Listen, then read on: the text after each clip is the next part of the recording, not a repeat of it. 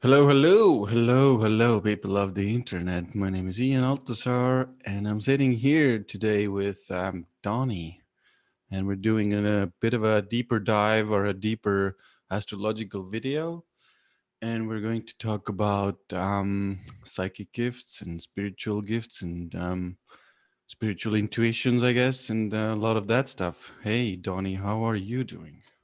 I'm good. I'm actually pretty pumped about this topic. Yeah. I've It's gotten that question actually from clients quite a bit. Like, do I actually have what it takes um, to trust my intuition? Mhm, Or am I mhm. even psychic to begin with? Or, all that. And it just made me wonder about this topic that we're about to do. Because I can roughly pick out a few main indicators which are found to be pretty accurate in pinpointing whether someone has got a psychic gift or some form of intuition. It's really helpful if you have that to navigate your life, I suppose.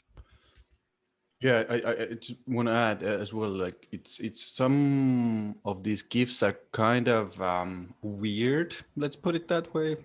And it sometimes it takes like a chart or to know a chart or maybe an astrologer or someone to kind of say to you like, hey, this is what you can do actually, and this is what you can practice, and this is what you can use in your real life. You don't have to, straight away become an astrologer. You can use this in your day-to-day life or work or whatever area you're you know working with or doing things in.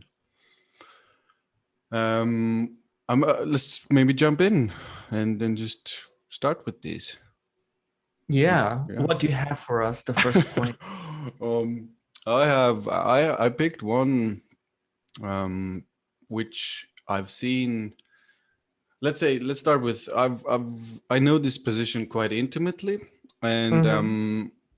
I also have seen a lot of people who come to me with this same position, and Right. it's Neptune in the fourth, and with when we're talking about spiritual gifts, we need to mention Neptune usually, and Neptune in the fourth. It's a lot to do with one's emotional life and emotional sensitivity and emotional intuitiveness. Um, and I want to talk about this in the, let's say, and I want to add the Capricorn here as well, because a lot of Okay. my, yeah, because it's a weird one, and it's a strange one, because um Capricorn, my generation, the kind of millennials and born in the 80s have Neptune in Capricorn, or a lot of them have Neptune in Capricorn. And when it kind of falls into the fourth house and they're together there, especially when we're dealing with Capricorn, is the doubting of that gift is very, very prevalent.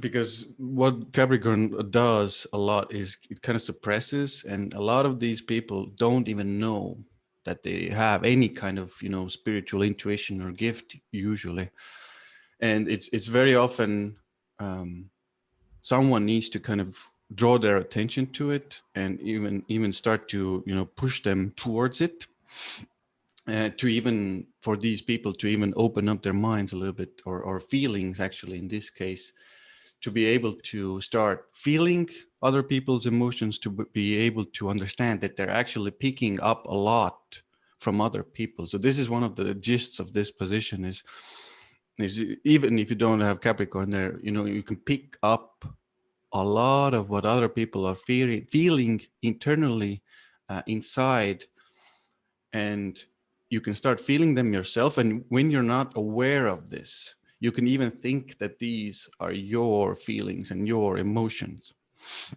So now this is where it gets a little bit tricky, is because there's so much sensitivity in that emotional state and emotional like space.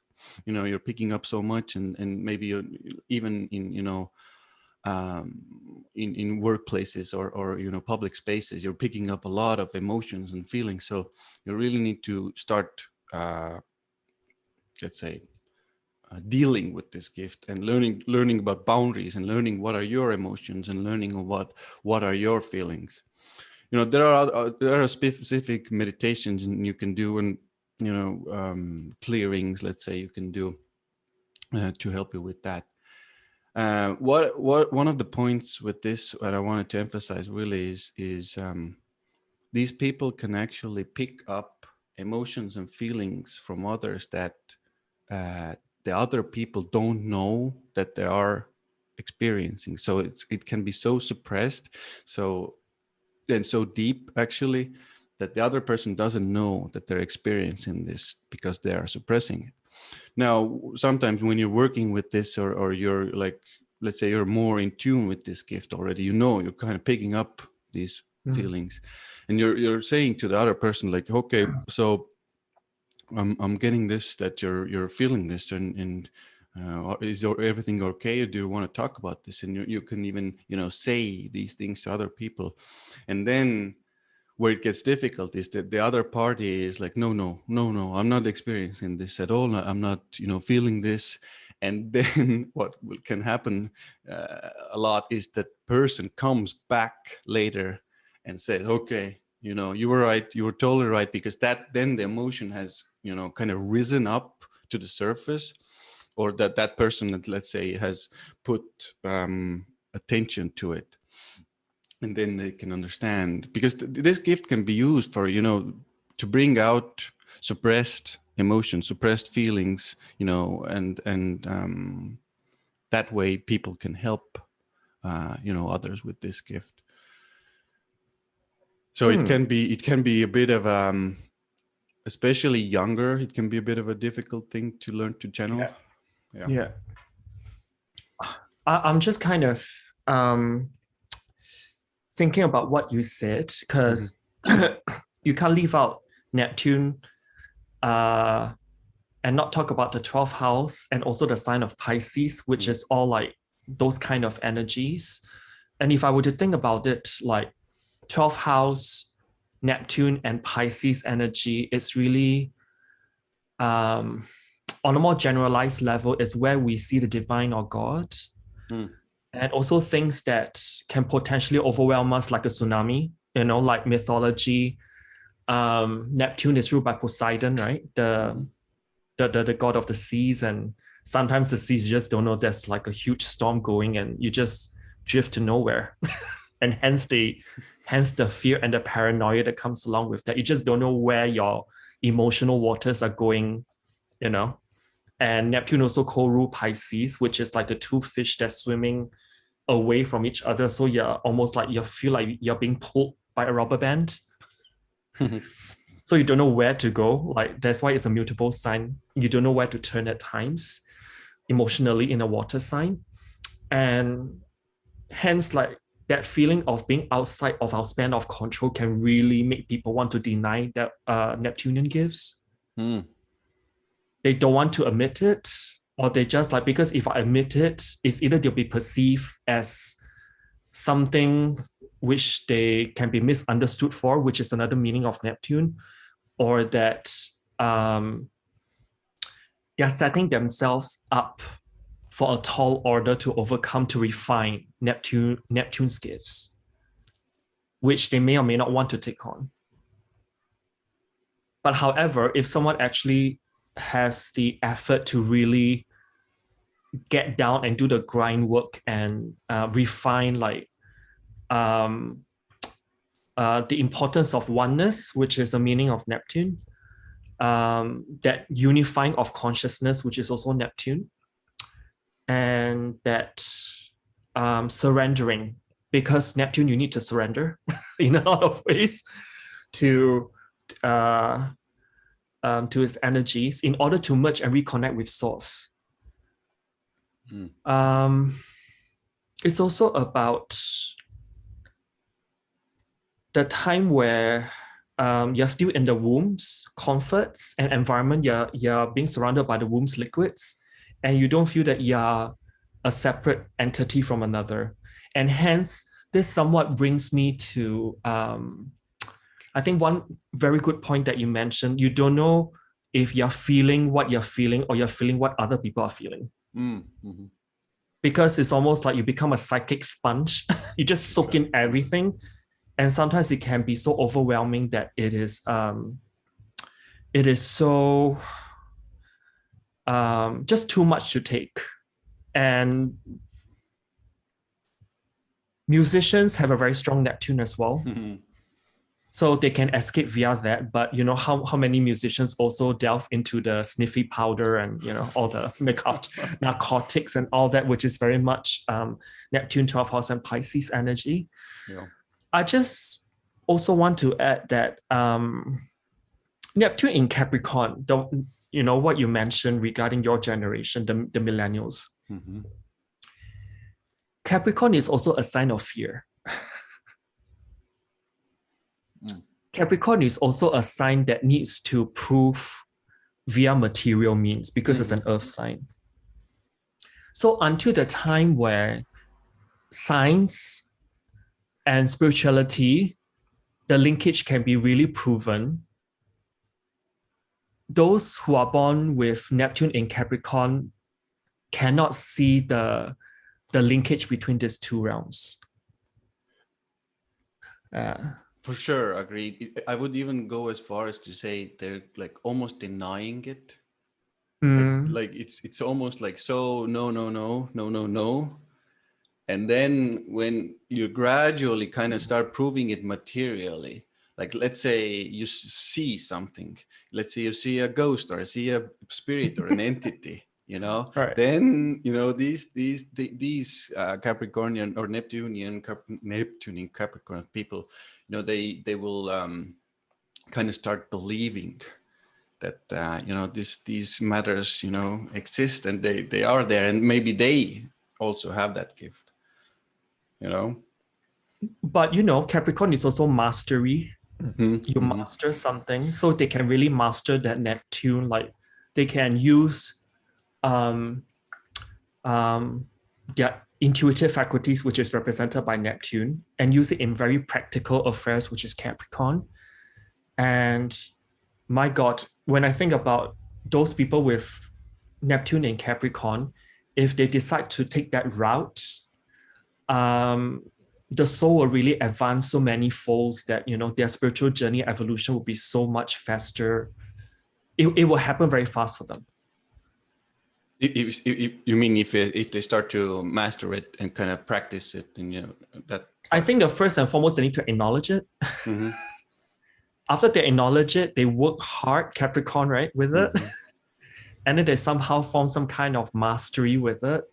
And their soul's evolutionary journey, or at least their spiritual evolution, will happen so fast that it will be, they can do a lot in this life, in one lifetime alone, I would say. Yeah. So what indicators do you have for people though? Just wondering, for like a strong Neptune in the fourth house, any other positions you reckon you'll be pretty strong? South node in the 12th is Okay. one of these that we can bring in as well. Okay. And or maybe we can even start with because you mentioned Pisces, and you mentioned, you know, Pisces and Neptune together, and 12th house. 12th house as well, and we can bring in 12th house and Pisces moon as well. Okay. Because, you know, moon there's a lot to do with feelings and emotions and intuition there. So let's talk a little bit about Pisces and 12th house moon. You know, these people are kind of, you know, very naturally intuitive and very naturally gifted in those other realms and areas and psychic capabilities. And even I would say to the extreme, this is what I've seen in happening in real life, is they can even go out of their bodies quite simply or quite easily, let's say. I think you raised the point of you know, them having no almost feeling or sense to the body. Maybe you can kind of, I remember you when we discussed this, I really enjoyed how you kind of mentioned this part that they almost don't or aren't in that body or feel like they can go, immediately out of it if necessary. I really enjoyed that part. Do you remember that part? I think so. I think we talked about, like, because the veil, Neptune actually dissolves the veil between parallel dimensions. Mm-hmm. And it's very easy for someone with a very strong Neptune, if they actually decide to work with it, to experience interdimensional traveling. Mm-hmm. Yeah. And Very much that. Yeah, I wanted to add that even this is from what I'm about to share. This is from real life experience with exactly 12th house Pisces moon. Is the person is able to go out of their bodies so spontaneously and even be in those astral realms and be really aware and see what is actually happening in the let's say material reality with their material bodies. So they are in that astral realm or other realm, and they're seeing what is happening. It's almost like they're out of body and they are observing back from another dimension what they are on this plane, right? Exactly. Yeah. Exactly. I mean, that's in my view, this is a gift, that can be used practically to be in that observer mindset and see what is happening on a maybe from a higher perspective. But again, if you don't learn to use these gifts, people even, we can talk about mental illness, but maybe that's a bit of an extreme example, but just, it can be quite unnerving and quite, You just don't know what to do with it, really. it can go crazy, basically. I'm kind of tiptoeing it, but, I don't want to scare anybody with this position. But again, you need kind of people who have done this and who have managed to kind of, let's say, learn to control it in a sense that, okay, I'm going out of my body now to, do these things in the astral realms, and then I'm going to come back. Not that it's like I'm sitting outside on the bench and then, you're taking out, and that can, make somebody go crazy. So it's like you can choose like either one pill. Is like, do you want to absorb what you can see and hear while you're in the astral realm, or you just completely just discard all that and straightway go into fear of the unknown? Yeah, because it can be like a Pandora's box effect. So how about South Node though? Like, because South Node is really about, well, one of the thing, if you talk about evolutionary astrology, it talks about past life gifts. So like South Node in the 12th house can show where we've been, right? Yeah, what we've brought with us, what we've brought with us into this incarnation, for better or for worse, that is. Yeah, I think this is very true. Like, it's hard to, in some shape or form to prove, that it is that we brought something in from past lifetimes, with, regression therapy. I think you can, in some shape or form prove it. But this is my experience with the South Node as well. Like in the 12th is these people have kind of, mastered that area, let's say the spiritual area, the spiritual realm, the other realm areas, and connecting to, entities and ghosts and whatever, spirits. And now in this life, they have that gift very naturally available to them. But what I've seen actually, again, is a bit of a suppression there. It is like even younger people with this position is there's a kind of maybe even a denial of that area there. And then once astrology can kind of, pinpoint, in my opinion, like you can give a little bit of a nudge for the person, maybe you have something here, maybe you can connect to this ghost, then the person starts becoming a little bit open to it. Then they start kind of going towards those areas, maybe meditation groups, maybe they, do their own meditation, maybe they start, feeling and doing those areas. And then once they do that, then those gifts can really start to open. But like one of the things here is to understand that like only focusing on this area in your life where the south node is doesn't usually bode well. And I know this from personal experience, unfortunately, some painful experiences, that I don't recommend people with to focus only. Let's say if you have south node in a 12th, you go only into those dimensions in your kind of all day in deep meditation and kind of only wanted to connect with these. So like use these gifts, but with the north node in the 6th, you need to bring these gifts into kind of everyday areas and help people and heal people even, I would say.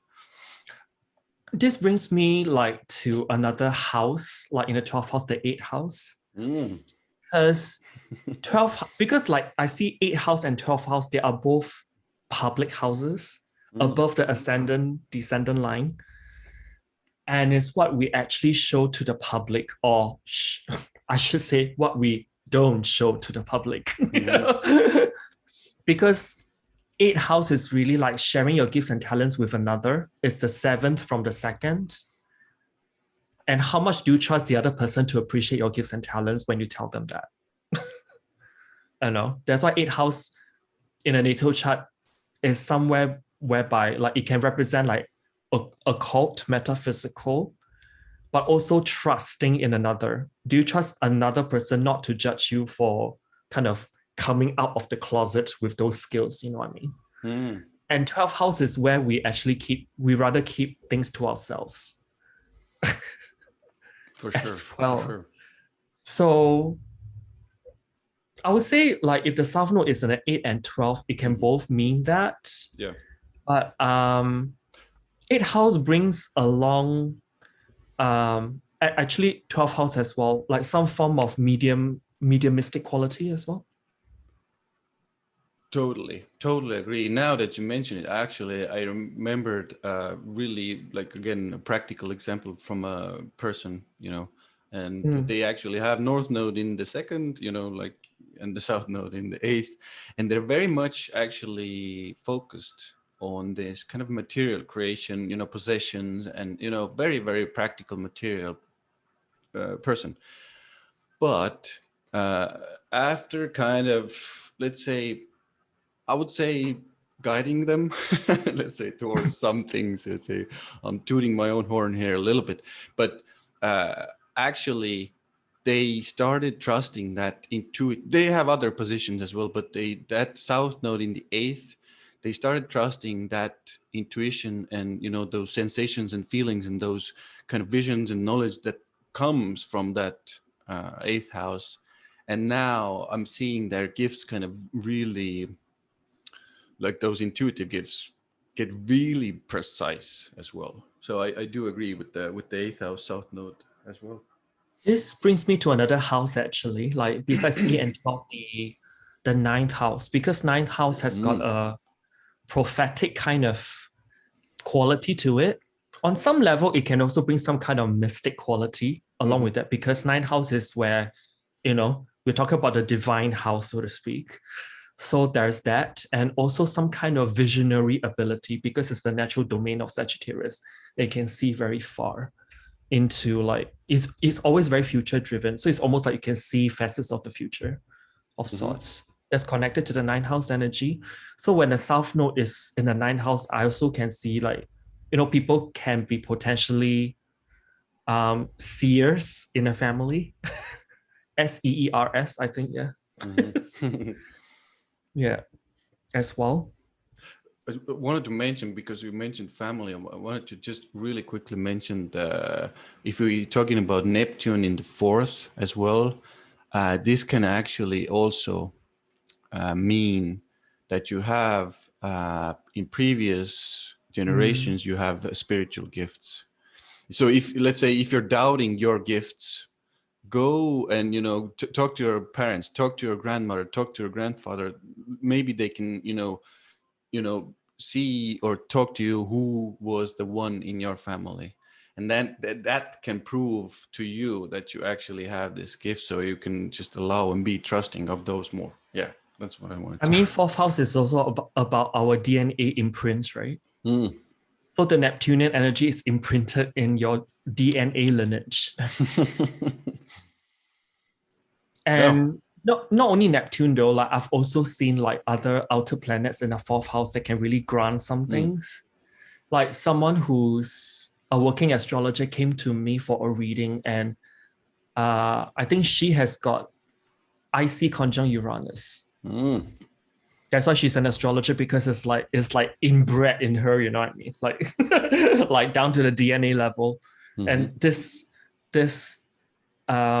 divine inspiration and knowledge that comes with Uranus can also be brought into the it's almost like an intuition for her, because I think she's got Uranus and Scorpio conjunct the fourth house cusp. Okay.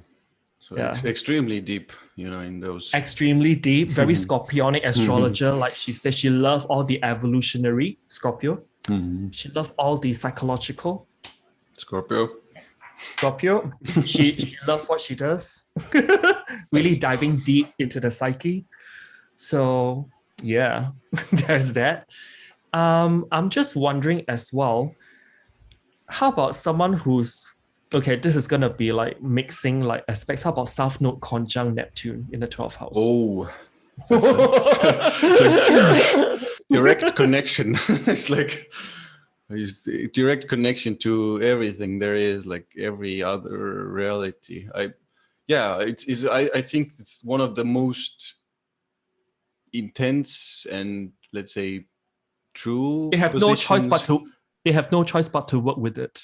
They're literally so connected to the other realms, they can't avoid it at all. It's like everything just coming to them constantly.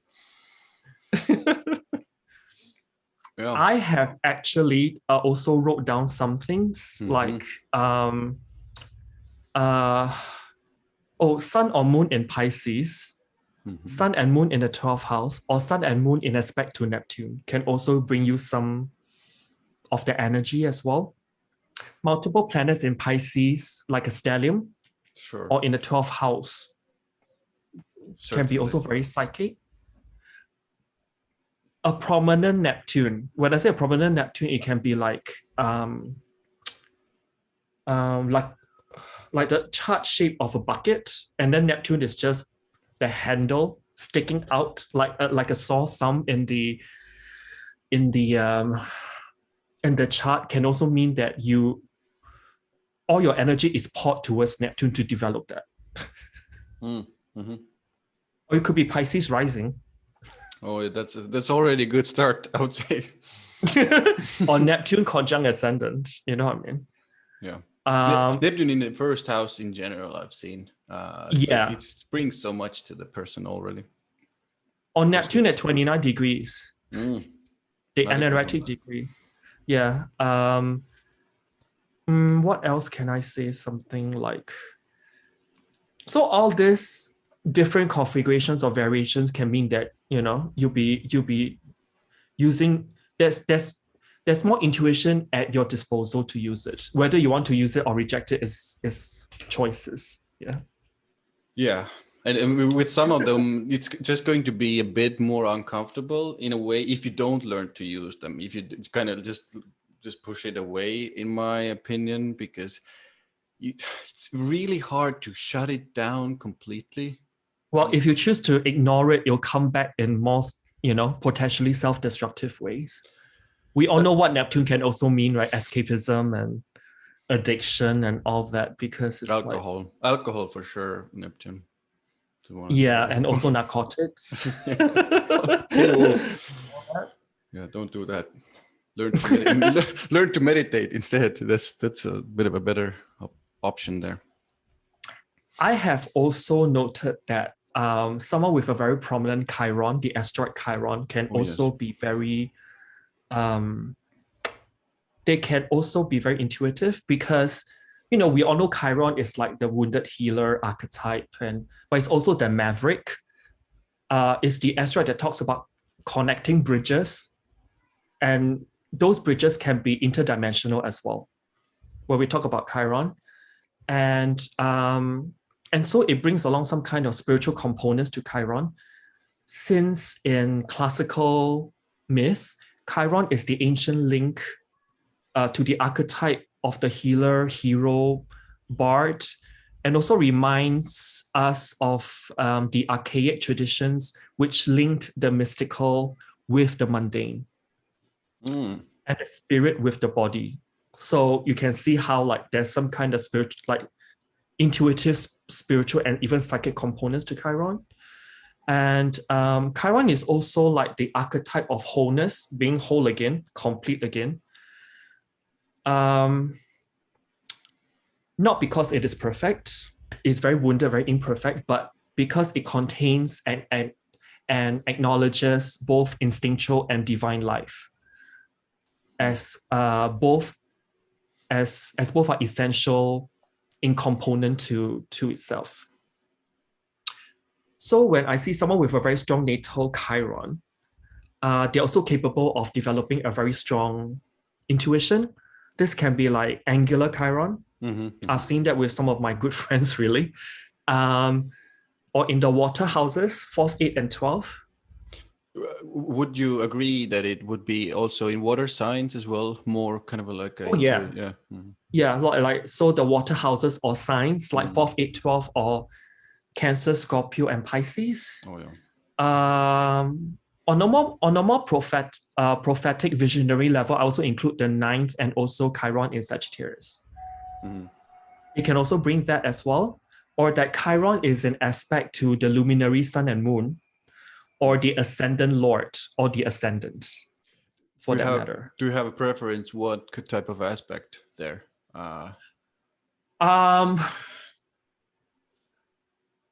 The thing about Chiron is that when it's a square, in the earlier part of life, there's so much pain and wound and suffering, potential inner suffering that brings along with that. And then, but I've also seen that the heart aspects, although it can bring more of those things, it can really push you to work with the energy, not exactly by choice. I've also seen like sextiles and trines to Chiron. There's more free will involved. But you know, when something is of a free will in this lifetime, we tend to kind of neglect it. Totally. Or take it for granted, really. Take it for granted. Because the hard aspects really kind of force us. It makes it so uncomfortable that we're kind of forced to start learning and searching and for answers and kind of healing, let's say. Because the hard aspects really want to manifest something tangible out of it. So when something's really feeling like so uncomfortable that you have to face it, I mean, the squares basically do that, you know what I mean? Chiron conjunct the north node or south node. It can also be really like a gift of developing a potentially very strong intuition as well. Or Chiron at the 29th degree or the anaretic degree of a sign. As well, it can be very prominent. And when, you know, those configurations actually happen for you, you may need to work through some of the wounds first before you can have full access to your intuitive abilities. Otherwise, things can be somewhat like, it can happen outside of your control until then. Just a question about this, because let's say if a person doesn't work on those wounds first, have you seen it go, let's say, dark? Maybe you know, using those gifts in a kind of dark way, or have you know, just curious. I've seen people self-destruct, or they're just perpetually going into that negative space, and with that they actually bring in more experiences that emphasize their pain. This can be circumstances, external circumstances, situations, and attract people that hurt them. Be it like they're in an abusive, relationship. This may not be only like, a love relationship, but just attract people that just do you harm. Yeah. Until you can take that chironic energy back and really own it within yourself, so that you don't need the external things to bring in to reflect to you that, particularly oppositions to Chiron. I've seen that happen as well. Mm-hmm. Nice. Also, I've looked at the next one will be interesting, Mercury. Mm-hmm. Yeah, I was actually very surprised when you brought it up, but I kind of, it made sense. Like sense. Mercury, third house, and Gemini, everything that's surrounding that. And, when people think about Mercury, psychic, are you sure? Yeah. I think that's your first instinct. But if we think about Mercury, Gemini, and their linkage to the third house in the natural zodiac 12th house wheel, Mercury and Gemini actually talks about the third house. This is, I think, in ancient astrology, this is where the moon functions the best in. Yeah. High priestess energy. Yeah. Mm-hmm. And I find like the third house, Mercury, and also Gemini are a crucial part of psychic ability, even more so if you want to be a reader. Like, for example, an astrologer or psychic reader, like people who do tarot and oracle reading, is somewhat tied into the Mercurial aspect as well. I think the reason here is because it's like psychic ability is also a form of communication. Certainly. And hence you can't leave out like the Mercurial, Geminian, and also the third house energy. So essentially, when you see a psychic reader, or even connect with spirit yourself, the reader or yourself is actually communicating on many levels. And having like receptive planets in the third house, in aspect to the third house ruler or Mercury or Gemini in the 8th house cusp, Gemini as the 8th house cusp, or 12th house cusp, this can give some kind of ability to clearly communicate with spirit or other realms, so to speak. A Gemini 8th house cusp, it should be Scorpio ascendant, if I'm correct. No? Gemini 12th house can also mean they're Cancer rising, most likely. 8th house, 8th house Gemini, I meant. 8th house Gemini means they are Scorpio, Scorpio rising, but Gemini 12th house means that they're Cancer rising mostly. Yeah. So they are like a Cancer sign. Already water intuitive. Yeah. Mm-hmm. It ties back to that. And I've seen actually charts of clairvoyance. I've done some little messing around with my astro software. Mm-hmm. And I've seen a lot of clairvoyants actually have Mercury in aspect to Neptune. Yes. I see all the face lighting up. Yeah, I've seen it. Yeah. Especially conjunction, I guess. Wow. What has stood up for me very much, like Neptune. One of the most prominent ones is Neptune conjunct Mercury, especially if it's again in kind of watery, watery thing. It's like, again, direct messages coming in and very direct communication. Or Mercury conjuncting a very watery planet, or a planet that traditionally rules a water sign, like Mercury-Moon conjunction, Mercury-Neptune conjunction, and of course, like Mercury-Pluto conjunction. Not the easiest one to handle, but yes, very, very, very deep messages. Yeah, I mean, not only conjunction, but like those two planets have an aspect to each other. Mm-hmm. But to bring it back to Mercury-Neptune aspects, that can give someone somewhat of a clairvoyant ability, it is also important that to note that there can be a sense of the mind being overwhelmed, because Neptune is the planet that naturally talks about, you know, someone being easily overwhelmed, like in a big sea in a tsunami environment with all the waves crashing in, and you just don't know what to do. It's important to still the mind and do more meditation if you have those things, or if you want to develop those gifts further. There's a preventive care of needing to sit down in meditation more and just still the mind.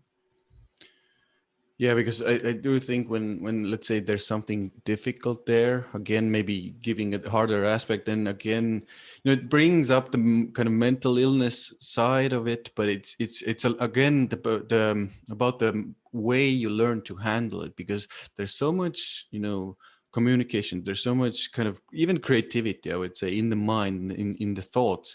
You can even, you know, you can even basically start, in my mind, thinking that you're crazy because of those things that are coming in, because, you know, they might seem so very big, you know, very other dimensional. Like you can even pick up things here about this person, about that person, you know, and you might even be thinking that you're kind of, let's say that you are thinking about these things, or you are generating these things. Actually, most likely you are just picking up on, you know, consciousness and everything there is, you know, outside of there, you know, the 99% behind the veil. So just, you know, learn to kind of channel that energy, learn to meditate, learn to switch it off at times as well. I know it's very difficult. When one of my psychic, let's say, people who have gotten a reading, you know, they taught me a really good trick. It's like before you go to bed, you just use, in your mind, you use a switch. You imagine that switch, and you go like, you turn it off, and like, that's it. You kind of, you can also, you know, vision like a dark, everything go dark, and you're just going to sleep. But envision that switch and visualize that switch going like off to off position, and then in the morning or during when you're ready to, you know, go at it again, turn it on, you know. I'm just wondering, like, you know, when it comes to enhancing psychic ability as a whole, someone who's got Mercury-Neptune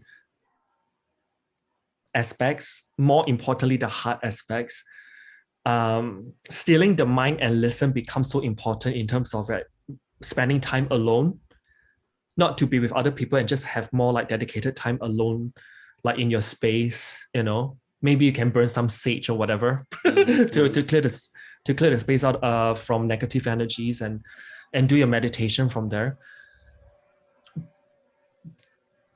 What we've discussed about Mercury-Neptune, if you talk about rulership, Mercury rules the Gemini-Virgo axis. Gemini-Virgo sign by sign. And Neptune rules Pisces. And we think about how those three signs are interacting in the zodiacal wheel. Gemini is squaring Pisces, and Virgo is opposing Pisces.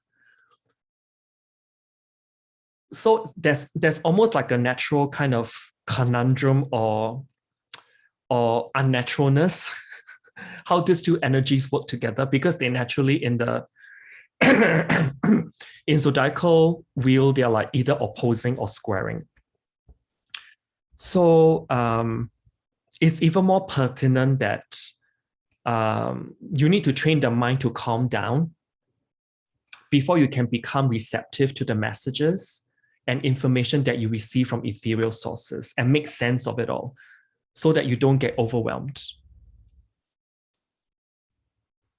I think that part really, what you mentioned there in the end, that really needs practice, like making sense of it all, because it can be really weird at times. You know, why am I hearing this? Maybe there's a voice, maybe there's an image there, maybe there's a thought, you know, why am I thinking this constantly? but just maybe maybe I can add one what I've started to do myself in a kind of a testing way. Again, a bit of Mhm. a scientific way. I do use, let's say, both worlds of the invisible and the more natural, or more natural, more material testing world is I put some of these intuitions and thoughts to the test in the real world. So let's say I get an intuition, I get an image, I get some information. I do my best to start using it in some shape or form in the real world to see if I get the result that is portrayed in the information. One of those, I'll just give you a bit of a weird one with this, because it kind of ties into it, but it's kind of material as well. It involves Right. money as well, but just to illustrate it a little bit. So like I think about 6 or 7 years ago, I started having dreams about results of things, and that included also sporting events results. Right. And then okay, so how can I test it? How can I use it? What can I do with it? And I started betting on those outcomes and those things that I've gotten information on in my dreams, and sometimes intuitively. And it took a little while to kind of understand those images and understand those things, but there was a lot of those moments manifested actually in real life, and I actually made money thanks to that as well. So it's kind of a double whammy of using and testing it out and seeing if these things work. And if you see these things that they're working, literally working, you're given information, then you can start to trust it more. Yeah. Yeah. Because initially it can be so overwhelming, right? No, just like You just don't know what like you're probably seeing like a whole bunch of blur, and it's like seemingly um not connected as you would like. Mm-hmm. Oh yes, And so you have to certainly. figure out how the mind actually functions. And so it brings back to my point of like, you can see how like Mercury rules Gemini and Neptune rules Pisces, and they're squaring each other. So it's not like a net, like it's probably one of the more unnatural pairings. Yeah, for sure, for By sure. zodiacal like aspects to each other, like the square. So you have to really practice it and really work with it, the square aspect between these two signs, to really make it work for you. But then the power is really there. Um, the next bit that I found uh, that actually indicates someone can be psychic or intuitive is that they have a aspect configuration called the mystic rectangle. Mm-hmm. So the mystic rectangle is like two sets of oppositions, and then they are wrapped with like two sextiles and two trines into a nice rectangle. It's like the base of a pyramid. And this can really, that's why it's called the mystic rectangle, because it's one of those rare ones, and they have to put the word mystic in front, because this aspect pattern really pulls the energy of separate planets together so that they operate as one cohesive unit. And that in itself is pretty magical. So people who have that, I would say, is one tick. It's not the end all or be all, but they may have some components of psychic intuitive abilities. Maybe one of the planets fall into one of the water houses, 4th, 8th, 12th, or even a 9th house as well. It can also bring along with that one of the four corners of the rectangle. Or if someone has got a mystic rectangle with Uranus or Neptune involved, that is even more telling. Because like when I think about not only Neptune but also Uranus, it can also bring some kind of psyche, the inner knowing, that almost like uh, that lightning flash of insight, Mm-hmm. which is very Uranus. Yeah. Neptune brings along more of like the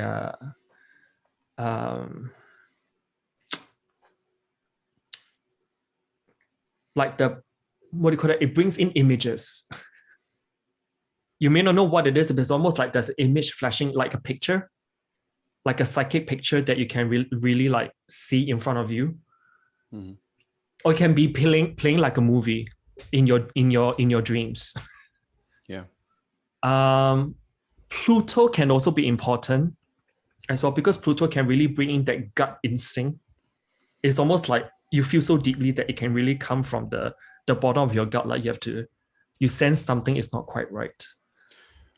And you got to take action according to that. Yes, the sensing, very deep sensing with Pluto. Very deep sensing. Because I wouldn't, Neptune for sure, images and things you're seeing like a movie, movies, like but Pluto isn't. You're not seeing that much with Pluto, in my opinion. But like the deep, it's almost like primal instinct. Yeah, it is. Like an animalistic instinct, like there's something that you can just sniff from far, you know what I mean? There's like, something wrong and I know it. Yeah. Yeah. And Uranus is more of like that a eureka moment. Yeah. That eureka moment. So if a mystic rectangle has got one or more outer planets, it's even more telling. I think I've seen someone with like all 3 outer planets in a mystic rectangle before, together with some other planets. I think Chiron is also one of them.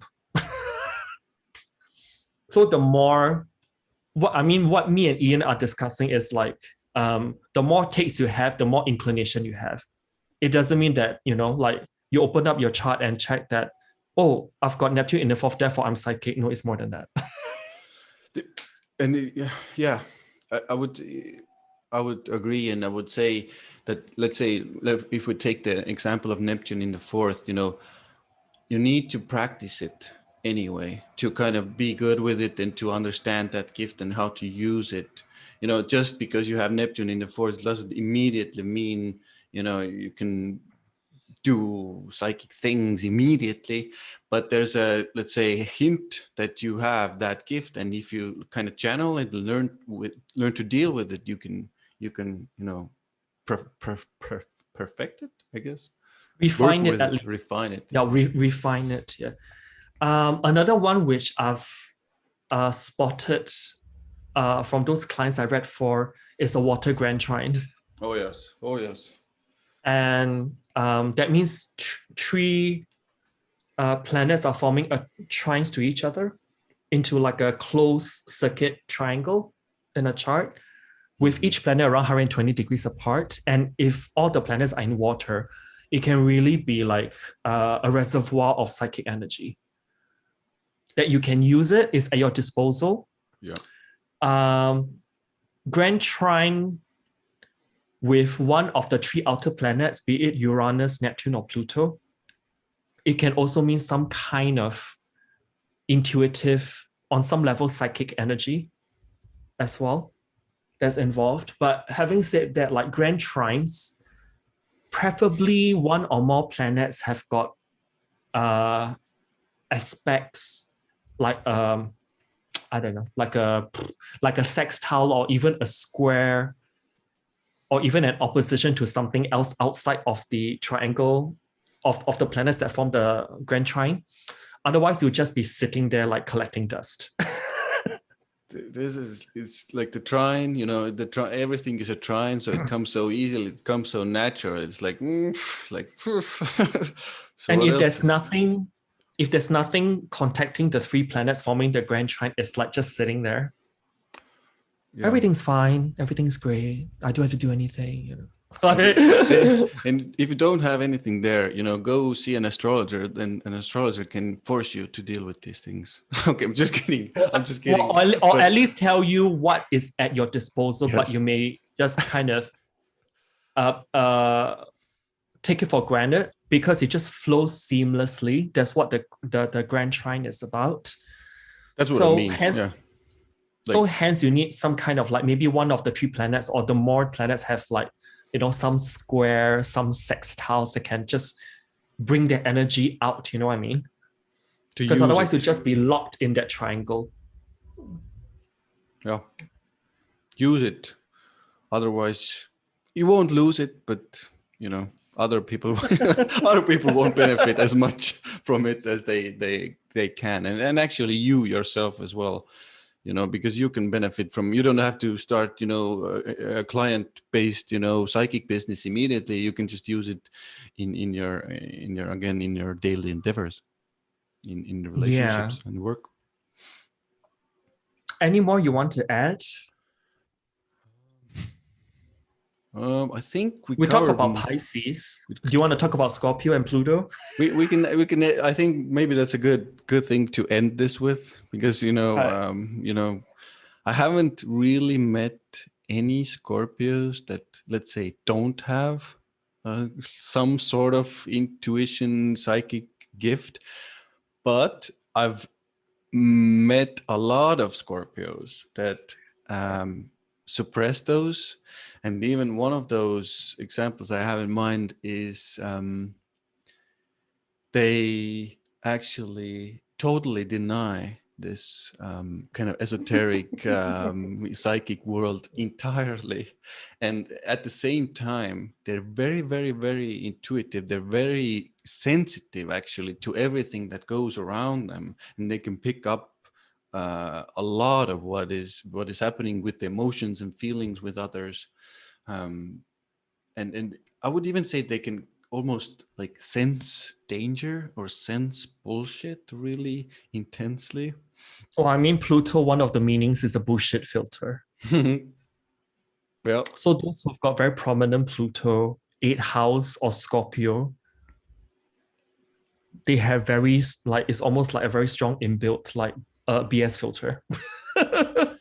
But one of the things I really want to mention with this Scorpio energy is that the suppression and the kind of maybe like the putting it away, putting it aside, kind of suppressing it down is so prevalent. I do, like, I want to kind of encourage these people because they have so many gifts in those areas and realms, you know, to bring this out a little, because they can use and they can actually, you know, help to transform other people with these gifts if they start to, you know, but first of course they need to go into those their own spaces, their own pain a little bit, which is uncomfortable, I know, to be able to bring that gift. And I kind of want to, you know, encourage you, if you have a strong Scorpio and they're kind of hiding there, you know, Scorpio tends to hide things at times, you know, start unraveling. Do you know why they hide in the first place? Because they don't know what they'll find.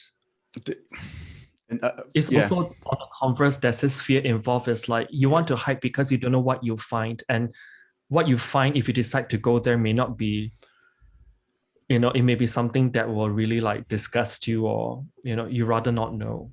That's right? that's the thing. That's the fear. I think fear of pain that is stopping these people actually, because it can be deep and it can be dark in those realms. Because if we talk about like Scorpio, Pluto, and the 8th house to some level, there's so much raw spiritual energy that needs like refinement as well.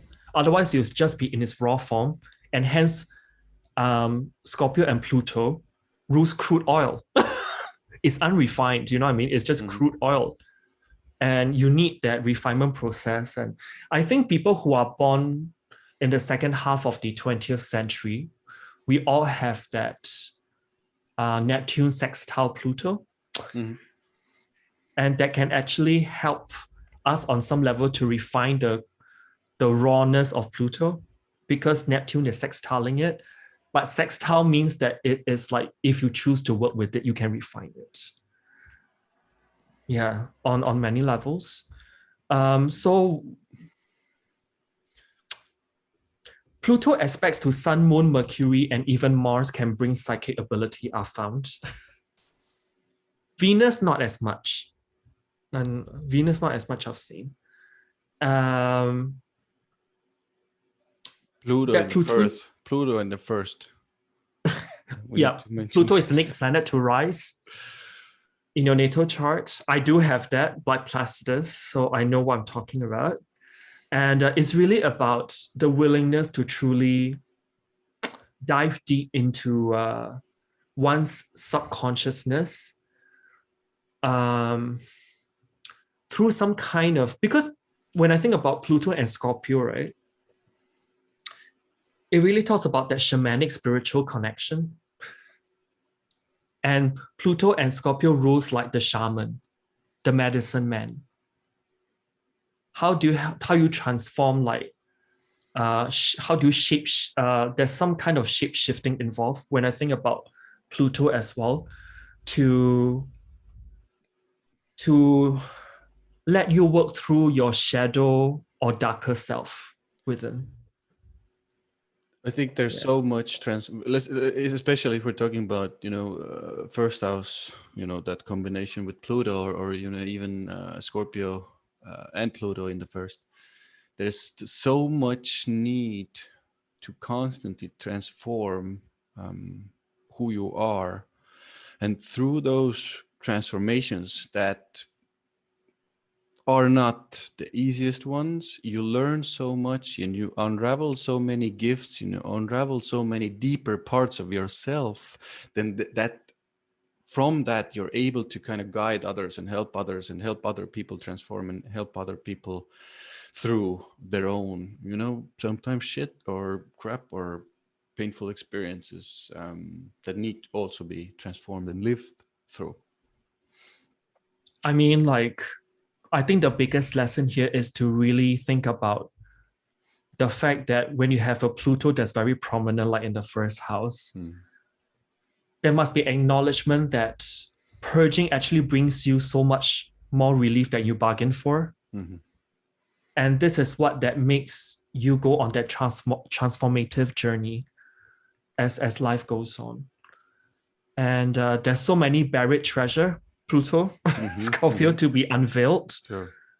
That at the end of the day, you'll be amazed at yourself for going through with that, even if it's so uncomfortable. And if I were to think about the 8th house energy, I call that the naked and sacred house. Mm-hmm. Yeah. Naked is because you feel so vulnerable while you're in that 8th house domain, because it's almost like you're stripped out of nothing. It almost reminds me of the rebirth of Venus in some ways. Venus disappeared, like being burned, being obscured by the sun. And she needs to go down to the underworld to uncover the treasures and all that. There's also like facets of that that's why Venus and Pluto are also linked in that way. Not easy, but we get there. Those people who have Venus Pluto heart aspects particularly. Yeah. Because Pluto, what it really teaches us is that to really let go of what no longer serves us, in order to go through that canal of rebirth to come out a totally different person. So initially, there may be some kind of rigid patterning, I call that's involved. And you just break that down as you go along until at the end, you just become a totally, it's like the butterfly metamorphosis process, I would say. Because you're breaking through all those self-limitations like stagnation, which is on one level what Pluto can represent. But then on the flip side of all those stagnation and self-limitation, you get all those buried treasure that you never thought you had. I think I totally agree. And I would just want to say one little bit of a thing here is that the butterfly is, again, a really nice thing to keep in mind. But when you are in that transformation, it will be really hard to see it. Like the beauty of it, and see the amazingness of the gifts that are emerging, which they will emerge.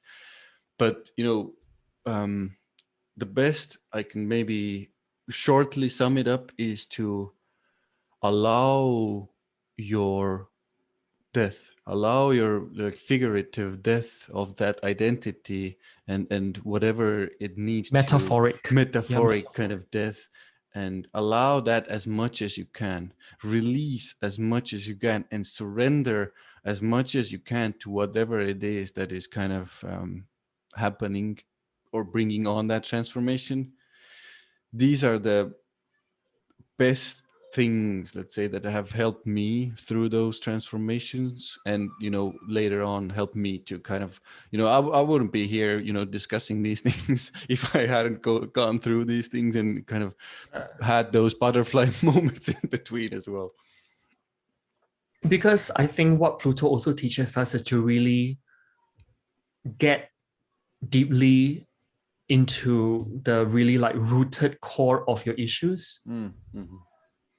And so if you can't do it by yourself, you can also like approach like Reiki healers and energy healers, and also psychic readers, because the occupations I just mentioned are not only tied to like, the asteroid Chiron, but they're also tied to Pluto as well, because they do, those jobs I just mentioned actually get deep down into the core of your issues and really reflect to you what's there, like what needs to be seen from your subconscious that needs to come up. And this also, Pluto is also very prevalent for people who do a lot of shadow work, and also a lot of analytics as well. People who do that need to have a very strong Scorpio or Pluto, so to speak, or very strong 8th house. What do you think about Pluto being in Scorpio generation? I have that. Okay. Oh, it's I think that energy is so deep. It's so hard for me to sometimes describe it in words, but like it's it kind of, in my mind, there's so much pain there as well. I just want to be really clear about it. There's so much pain there, and transformation needed there. But the power to do it is actually also there. So it's kind of, both. It's like the pain is there, and the troubles, and it's like a double-edged sword. Yeah, basically the both are there, and you need to kind of, and you have that capability to transform whatever it is that you need to transform. And then a very, actually, I want to say this, a very deep part can show itself to you as well. This is, I think, very important. Once you kind of surrender and wrestle in that murkiness and the darkness and the deepness of it all, a very, very deep part of yourself, a very deep and powerful part of yourself, can emerge from those areas. Yeah. I mean, for people who are born with Pluto in Scorpio, like yourself, like from 1984 to 1996, I would say they're already born into this world with a already developed psychic ability and strong intuition that's embedded in those 12-year periods. But I've also found that Pluto in Sagittarius, the one after you, has that prophetic ability as well, because Sagittarius, right, that prophet kind of energy that's built into the Plutonian realm as a generation. So in those people who are like, born with like Pluto in Scorpio and Sagittarius, you've got that something. And if that Pluto is, okay, one of two things: either it is unexpected, or it is very heavily expected in your chart, you'll be asked to tune into that Plutonian energy a lot in your chart. Yeah. Oh. I even noticed myself getting very deep and like almost in that term, deep and painful transformational energy whenever we start talking about this Pluto and Scorpio thing. How about the houses though? Like Pluto it can give like that extra dash of intuition ability. Do you mean which houses? Which houses? Yeah. I would say first, 4th, 8th, 12th. Most likely Most likely Okay. 3rd and 9th as well. Yeah. Just like from the top of my head. I think those are fair to actually say. But 4th is like you're born with it in your DNA, anyways. So 8th and 12th, 9th and 3rd, maybe there's some kind of developmental work involved. But we'll get there, right? At some point. It just takes time. It just takes time. I've got Pluto in the 1st year. I've seen it firsthand how it actually materialized in my life and all the plausible pain that it can bring. Yeah. I'm laughing. Can I just? Sorry. I know exactly what you mean. How about we end this just with a very short, like, I do have one more point to add. Yeah. A very prominent black moon Lilith and or white moon Selena can also mean someone who's very intuitively like gifted as well. Because I'll start with black moon Lilith. Because she herself mythically is very much attuned to the mythical, magical, and the witchiness. So Lilith's intuition can be accessible once the person gets more comfortable within his or her sense of personal power. And so, like, when we talk about a prominent Lilith, like what I mentioned for Chiron earlier, she may be in an angular house in aspect to sun and moon or the ascendant ruler, conjunct either end of the nodal axis, or is somewhat lying at the anaretic or 29th degree of a sign. Lilith in the water sign houses, 4th, 8th, 12th, can also bring some kind of, intuitive ability, or Lilith in Scorpio, Pisces, and Cancer.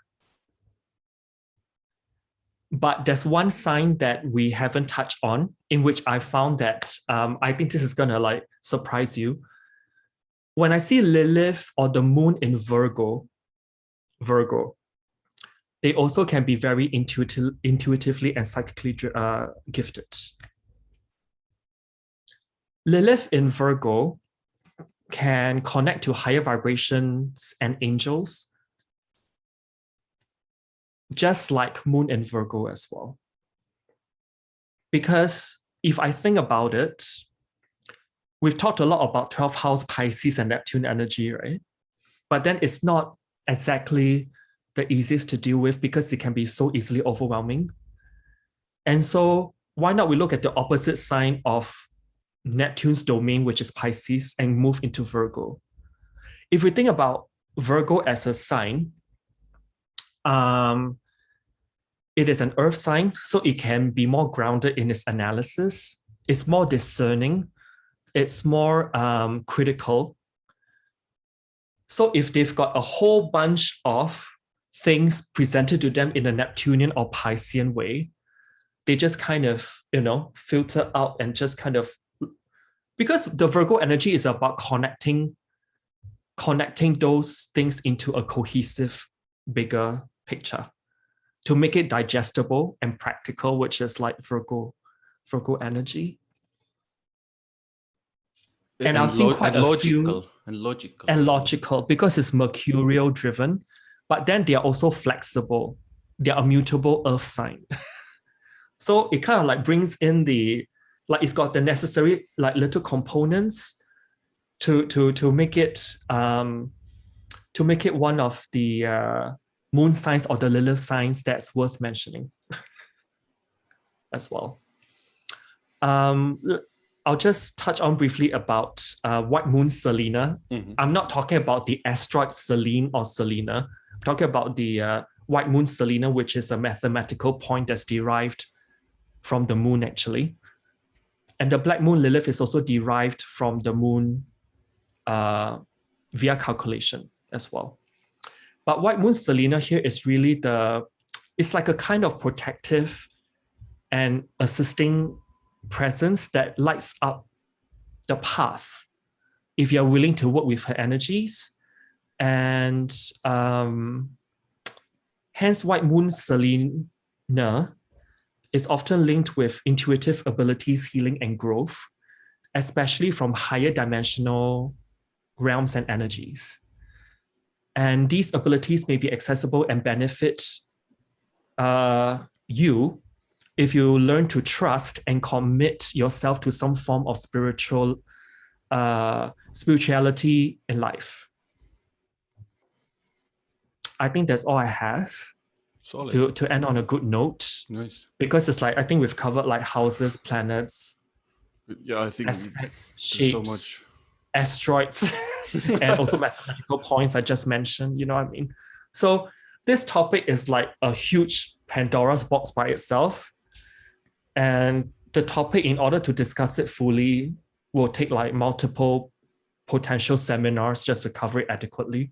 So what we just mentioned here are just some of the things that we've kind of discovered for ourselves. Yeah. Be it within ourselves or, you know, via like clients' charts that we've looked at.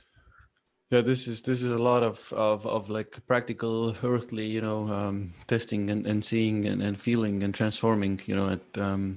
Hope you guys get at least something out of it, and at least something towards your own kind of discovery towards your spiritual gifts and intuitions. And hope you can start using these in real life practical scenarios as well, and then they can benefit your life in some shape or form.